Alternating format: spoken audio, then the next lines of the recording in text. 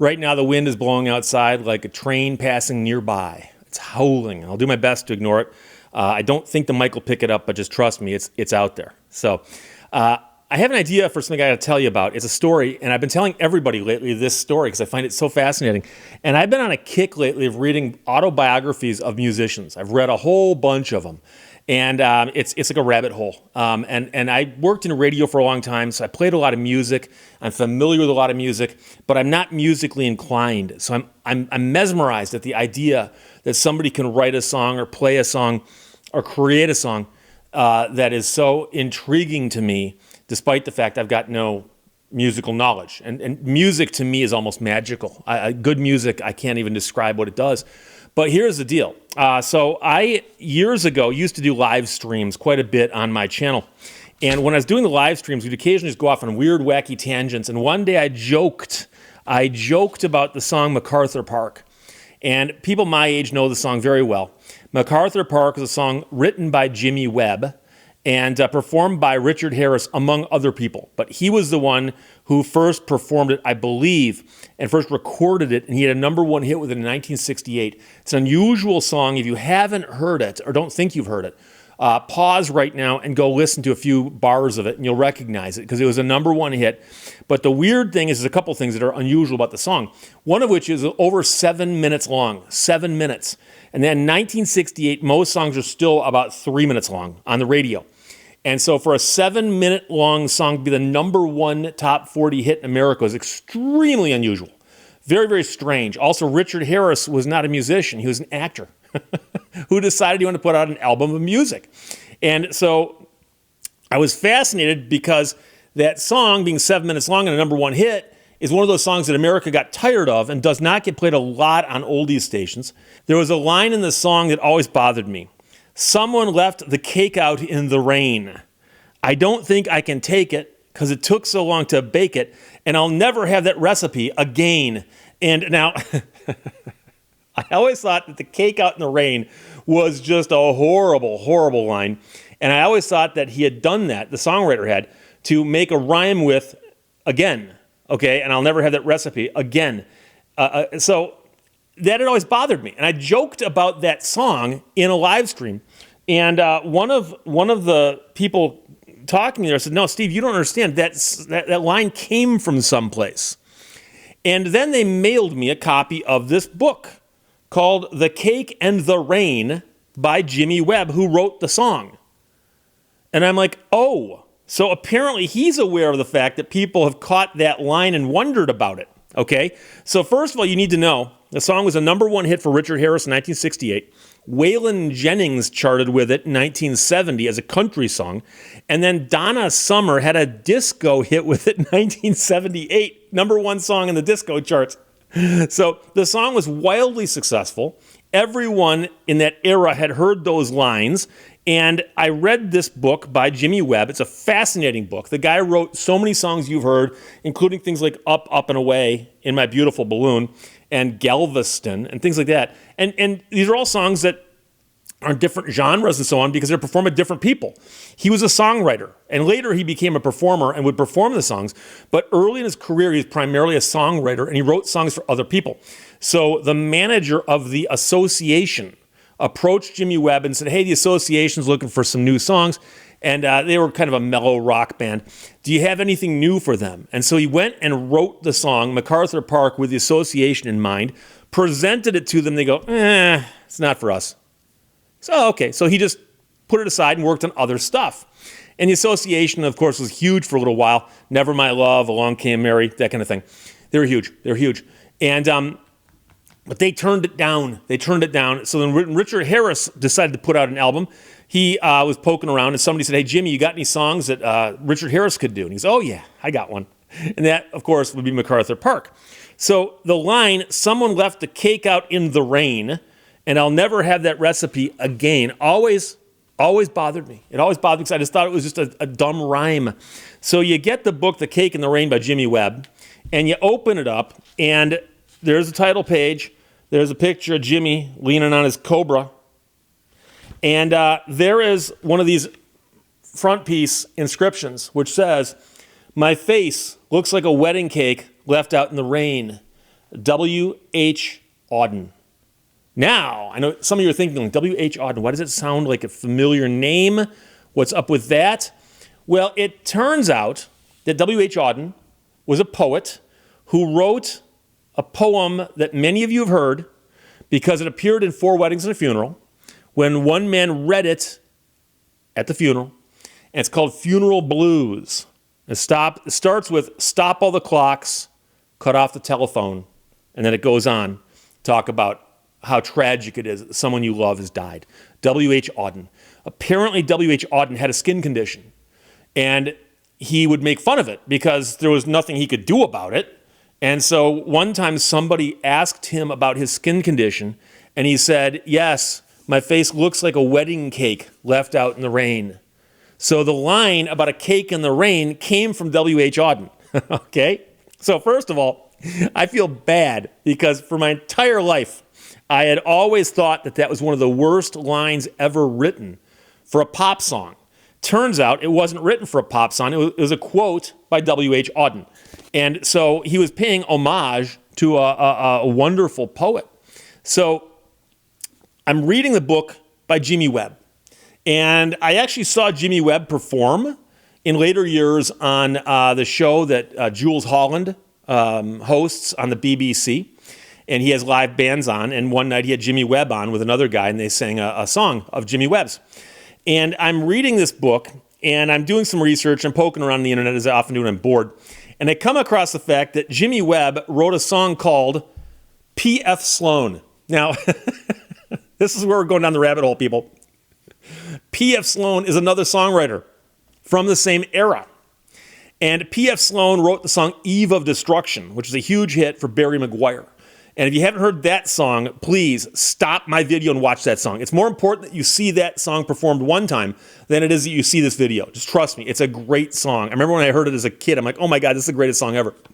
And at the time, I didn't know how many songs are written by other people and so on. But later on, when I bought records, I'd glance at the artists and who wrote the songs and realize, oh, a lot of these songs are written by other people. And Sloan Berry was a combination you'd often see underneath songs. And P.F. Sloan had a writing partner, Steve Berry, and they worked together, and they also produced music. P.F. Sloan actually performed on a lot of records. He sang on a lot of Jan and Dean records, for instance. And so Jimmy Webb wrote a song called P.F. Sloan. Now, I'm wondering why Jimmy Webb wrote a song called P.F. Sloan.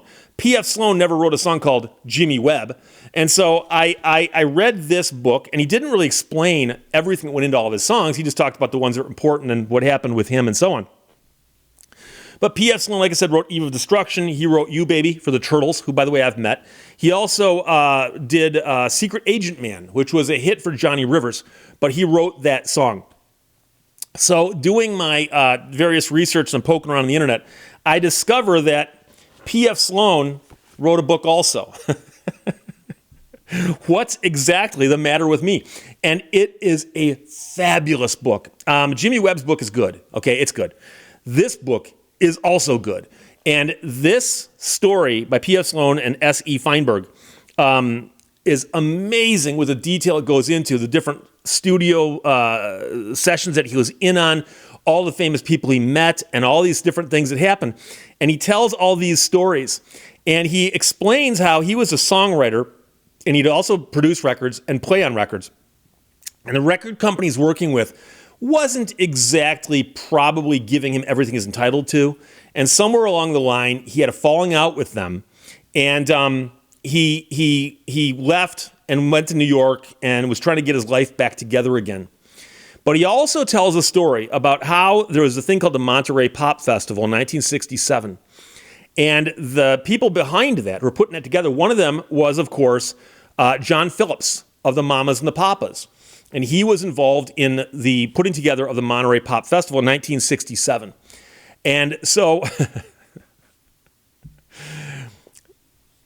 John Phillips invites P.F. Sloan, Jimmy Webb, and a whole host of other people, Simon and Garfunkel, all these other people from the era to come up to his house. I believe it's in the canyon somewhere. And talk about this festival they're going to put on. And so Jimmy Webb and P.F. Sloan drove to this thing together. They knew each other. And they were driving up there and they're going, why are we being invited to this? Because we're not musicians. Like, we're not going to perform. He's not going to ask us to perform, is he? And they got there and they said that they kind of felt like out of place because there was all this discussion about who was going to perform, who was going to headline, all this stuff. And so Jimmy Webb and P.F. Sloan are out on the front porch talking amongst themselves. And John Phillips walks out and goes, guys, I need to speak to you one at a time. And he calls in P.F. Sloan first and apparently says, kind of rudely, just to let you know, you're not performing. This has nothing to do with you, so don't even get your hopes up. And P.F. Sloan thinks to himself, like, why am I even here then? Okay, fine. And he leaves. And he leaves, and on the way out, he starts to talk to Jimmy Webb about the fact he's going to leave. And John Phillips sticks out the door and goes, Jimmy, I need to speak to you. And so Jimmy goes, well, dude, just leave. I'm all set. You can just go. Jimmy Webb goes to talk to John Phillips. P.F. Sloan leaves. He leaves. It's important. It's extremely important. P.F. Sloan goes through different things in his life. At one point, he's out in New York City. He's not doing very well. He's very unhappy. He's having all kinds of problems. And his friends talk him into coming back to California where his family is. They think he can get his act together. And at one point, he even winds up checking into a mental hospital. And it's unclear whether he belonged there or not, but that's part of the story. But right before that happens, he's living at his parents' house. He's written songs heard by millions of people, and he's barely scraping by. And I'm now going to read to you from What's Exactly the Matter with Me by P.F. Sloan and S.E. Feinberg.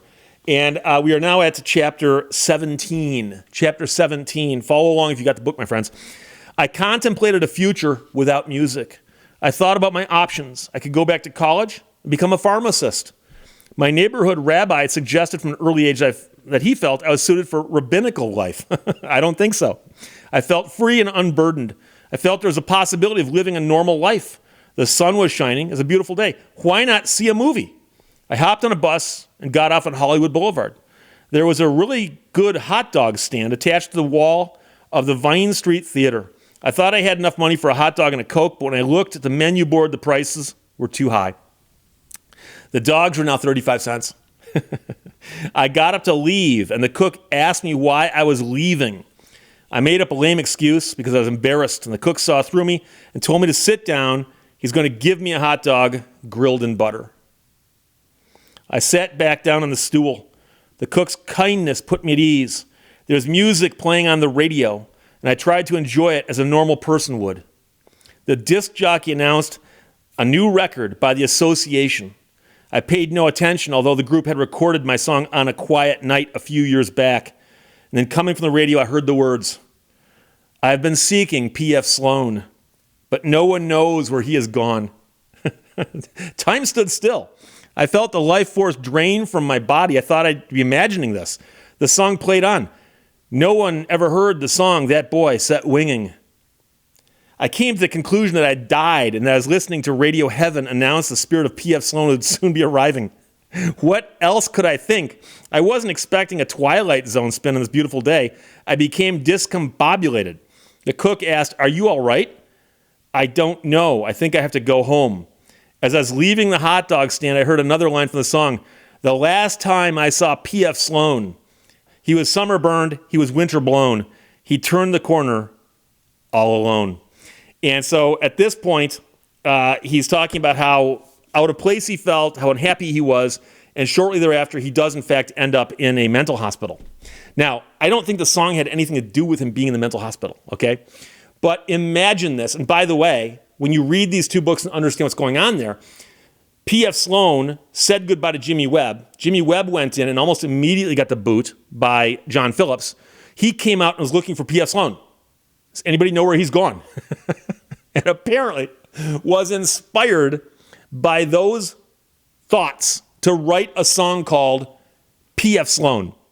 So you can go on the internet now and find all kinds of versions of the song P.F. Sloan. And I believe there's even versions that P.F. Sloan does where he is playing live and plays the song.